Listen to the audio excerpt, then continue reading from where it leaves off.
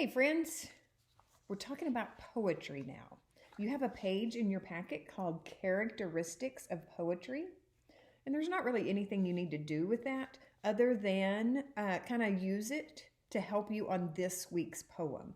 In your packet, you have another poem about spring. We're going to do a poem together called A Thunderstorm. Your poem is about spring, and I want you to be thinking about all these things when you're reading the word spring.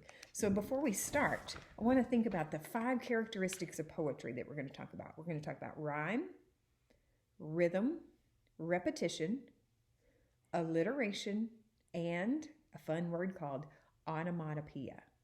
Okay, starting with the word rhyme. These are the 5 things on your list here. Starting with rhyme, you're very well aware of rhyming words. Of course, there are words that have the same ending sounds, and in a poem, they often come at the end of a line, but they're just going to have the same ending sounds for rhyme. Now, rhythm is like the beat of a poem. A song has a beat. Did you know poetry has a beat as well? That's right. So as you're listening to the poem, be thinking about the rhythm or the beat of the poem. Okay? Oftentimes, not always, so they also have repetition. Repetition are words or phrases that are repeated. They're written in the poem over and over again. Okay? So be listening for that in the poem The Thunderstorm and again in your poem in your packet. Repetition, words or phrases that repeat themselves. Okay? A fun one is alliteration, like words in a poem that start with the same letter or sound. So if there's several words within the same line that, let's say they start with the Z sound, that would be called alliteration. And finally, onomatopoeia. Say that fun word with me. Onomatopoeia. One more time. Onomatopoeia.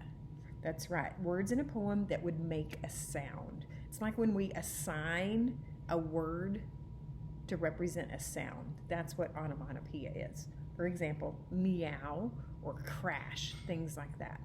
Okay, so one more time as we read this poem today called A Thunderstorm, we're going to do shared reading, but as we do our shared reading, I want you to be listening for the characteristics of that poem. Rhyme, rhythm, repetition, alliteration, onomatopoeia. So you know the first part of shared reading is I read, you listen. So let's do that now. I read, you listen. A thunderstorm. Boom, bang, boom, bang, rumpity, lumpity, bump. Zoom, zam, zoom, zam, clippity, clappity, clump. Rustles and bustles and swishes and zings. What wonderful sounds a thunderstorm brings. I love that poem. Did you hear rhyme, rhythm, repetition, alliteration, or onomatopoeia in this poem? Keep thinking about it as we do our second step of shared reading. I read, you echo. That means I'm going to read it, and then you're going to say the line too. Here we go. I'm going to try to hold it correctly. Here we go. A thunderstorm. A thunderstorm. Boom, bang, boom, bang. Your turn. Boom, bang, boom, bang. Rumpity, lumpity, bump. Rumpity, lumpity, bump. Zoom, zam, zoom, zam. Zoom, zam, zoom, zam. Clippity, clappity, clump. Clippity, clappity, clump. Rustles and bustles. Rustles and bustles. And swishes and zings. And swishes and zings. What wonderful sounds. What wonderful sounds a thunderstorm brings. A thunderstorm brings. You know what? I think I heard all 5. Rhyme, rhythm, repetition, alliteration, onomatopoeia. Final step of share reading, choral read. We all read together, so please read the poem with me and then we'll discuss each of these. A thunderstorm.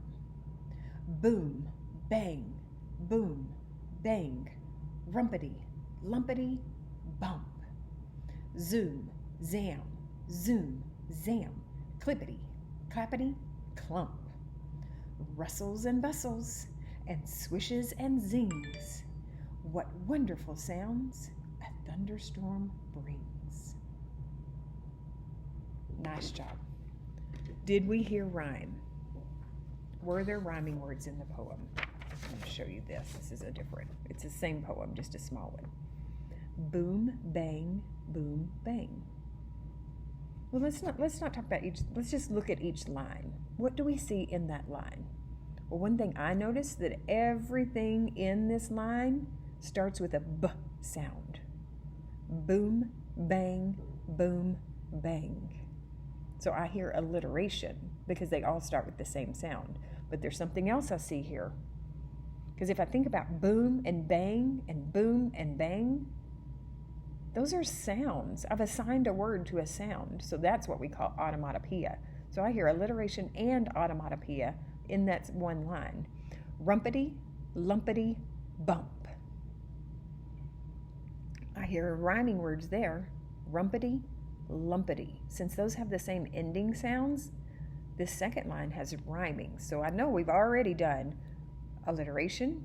We see automatopoeia, and now I see rhyming. Zoom, zam, zoom, zam. What do you hear?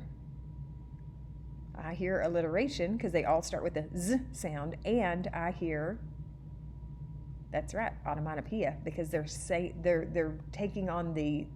assigning a word to a sound. Clippity, clappity, clump. Clippity and clappity have the same ending sound. That means they're rhyming. Rustles and bustles, rhyming. And swishes and zings. What wonderful sounds a thunderstorm brings. Now, I should have also pointed out that we've got repetition in these areas. Okay, boom, bang, boom, bang. The words are repeating themselves. Zoom, zam, zoom, zam. They repeat themselves. That's what we call repetition. And overall is where I hear the rhythm. Listen again and listen for the rhythm. Boom, bang, boom, bang. Rumpity, lumpity, bump. Zoom, zam, zoom, zam. Clippity, clappity, clump. Do you hear the rhythm? So I hear rhyme, words that sound the same. I hear rhythm, the beat. I hear repetition when my words repeat themselves.